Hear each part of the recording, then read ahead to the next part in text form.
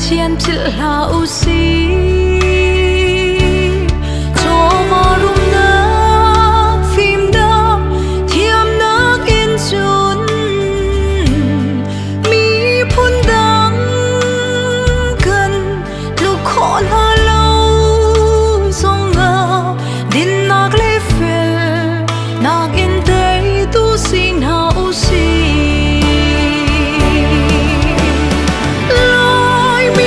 chung ngơ khát lê khát em tay na khát lê khát soi xèo nát bên mây băng trên đi xe buốt nát lê na xóa nơ la xe lại mi phun chung ngơ đốt nát lê rem nát yên xiêm chẳng nào gì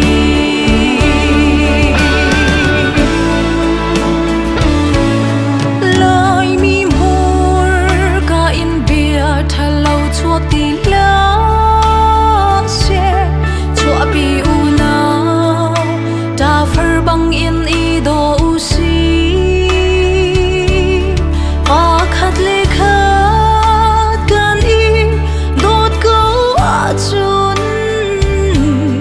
lại mi phun ni và chiên khát cho nạc chu lệ tâm chiên in hi nạc tâm in cần dầu cha lại mi phun chung ngơ khát lê khát em tay na khát lê khát soi xèo nạc bên mây băng trên đi xe quạt nạc lê na chua nơ la xe lại mi phun chung ngơ đốt nạc lê rem nạc yên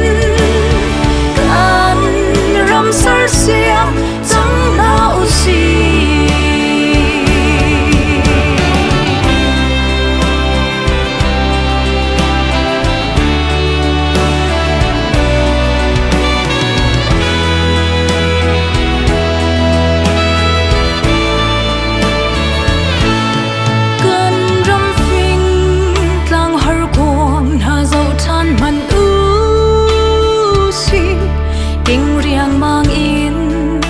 râm sam hẳn ăn lên tì lâu và chiên bếp mi thình lệ râm na ăn char ter tì phút na dòng ni ăn rê ăn char lại mi phun ni cần râm ser xiêm đình riêng cần